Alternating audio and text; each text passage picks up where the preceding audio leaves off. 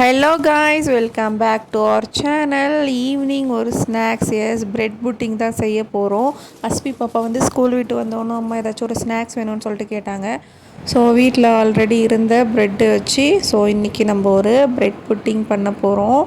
So ஓரத்தில் இருக்க அந்த ப்ரௌன் கலரில் இருக்க ஷேடு மட்டும் எடுத்துடலாம். லைட்டாக எடுத்தால் போதும். ஸோ ரொம்ப கட் பண்ணணும்னு அவசியம் இல்லை. ஸோ 4 சைடும் நான் இந்த மாதிரி கட் பண்ணி எடுத்துக்கிட்டேன். நெக்ஸ்ட்டு நம்ம சின்ன சின்ன பீஸாக கட் பண்ணி வச்சுக்கலாம். ஸோ குட்டீஸ் இருக்கும்போது எப்போ என்ன கேட்பாங்கன்னே நம்மளுக்கு தெரியாது. ஸோ டெய்லியுமே ரெடியாக இருக்கணும் அவங்களுக்கு ஏதாச்சும் ஒன்று செஞ்சு கொடுக்குறதுக்கு. ஸோ இதை வந்து இப்போ நான் ஒரு ஜாரில் எடுத்து போட்டுக்கிறேன்.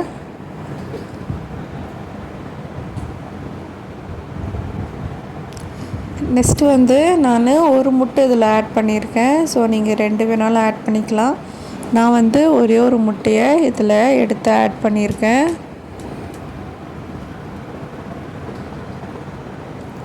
நெக்ஸ்ட்டு இதில் பால் ஒரு கிளாஸ், ஒரு ஸ்மால் கிளாஸ், இது பால் ஒரு கிளாஸ் ஆட் பண்ணிக்கலாம். நெக்ஸ்ட்டு வெண்ணிலா எசன்ஸ் ஒரு மூடி ஆட் பண்ணிக்கோங்க. கொஞ்சம் கூட ஆட் பண்ணிக்கலாம். இது ரொம்ப சின்ன முடி. ஸோ அதில் லைட்டாக ஆட் பண்ணிக்கோங்க. என்கிட்ட ஒயிட் வெனிலா எசன்ஸ் இல்லை, பிளாக் வெனிலா எசன்ஸ் தான் இருந்தது. ஸோ அதை நான் ஆட் பண்ணிக்கிட்டேன். ஸோ இது எல்லாமே நம்ம ஆட் பண்ணிவிட்டு இப்போ அதை நல்லா குறைன்னு அரைச்சி எடுத்துக்கலாம். ஸோ இந்த மாதிரி அரைச்சி எடுத்துக்கோங்க. இப்போ வந்து நம்ம சர்க்கரை பாவு ரெடி பண்ணலாம். ஸோ இதுக்கு வந்து நான் வந்து ஒரு கப், ஒரு ஸ்மால் கப் அளவு சர்க்கரை எடுத்துக்கோங்க. ஸோ ஸ்பூனுன்னு பார்த்தீங்கன்னா ஒரு 7 ஸ்பூன் எடுத்துக்கோங்க. இது நல்லா ப்ரௌனிஷாக வர அளவுக்கு நல்லா மெல்ட் பண்ணிக்கோங்க. ஸோ விட்டிங்கன்னா அடி பிடிச்சிரும். ஸோ அப்படியே லைட்டாக அப்படியே மிக்ஸ் பண்ணிக்கிட்டே இருங்க.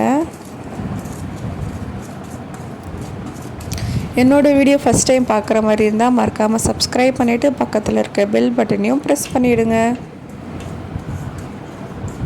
ஸோ யாருக்கெல்லாம் ப்ரெட் புட்டிங் ரொம்ப பிடிக்கும்னு சொல்லிட்டு மறக்காமல் கமெண்ட் பண்ணிவிடுங்க. ஸோ பார்த்திங்கன்னா சர்க்கரை எல்லாம் உருக ஆரம்பிச்சிருச்சு.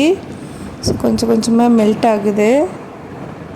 ஸோ இது நல்லா ப்ரௌன் கலர் வர வரைக்கும் மெல்ட் பண்ணிக்கோங்க.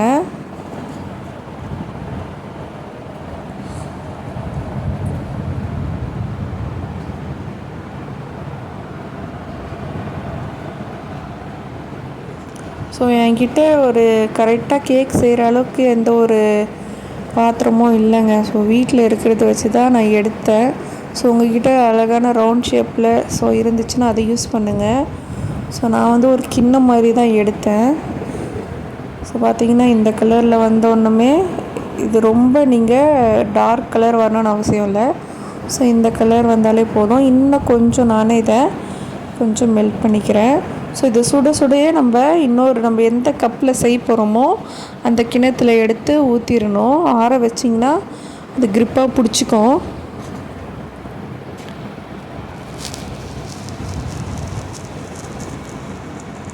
ஸோ பார்த்திங்கன்னா இதில் ஒரு கிண்ணத்தில் நான் ஊற்றி வச்சுட்டேன். நம்ம ஆல்ரெடி அரைச்சி வச்சுருந்த இந்த மிக்சரை இதில் ஆட் பண்ணிக்கலாம். நெக்ஸ்ட்டு நான் வந்து ஒரு இட்லி சட்டி எடுத்துக்கிட்டேன். அதில் வந்து தண்ணி ஊற்றிட்டு ஸ்டாண்டு மாதிரி வச்சு அது மேலே நம்ம மிக்ஸ் பண்ணி வச்சுருக்க இந்த ப்ரெட் புட்டிங்கை வச்சிடலாம். வச்சு க்ளோஸ் பண்ணிட்டு ஒரு 15 to 20 மினிட்ஸ் சிம்மிலே வேக விட்டுருங்க. ஸோ வேக விட்டுட்டு எடுத்து ஆற வச்சுட்டு எடுத்து பார்த்திங்கன்னா இப்படி தான் இருக்கும். சூப்பராக இருந்துச்சுங்க டேஸ்ட்டு. அஸ்பி பாப்பா ரொம்ப லைக் பண்ணி சாப்பிட்டாங்க. ரொம்ப சாஃப்டாக இருந்தது.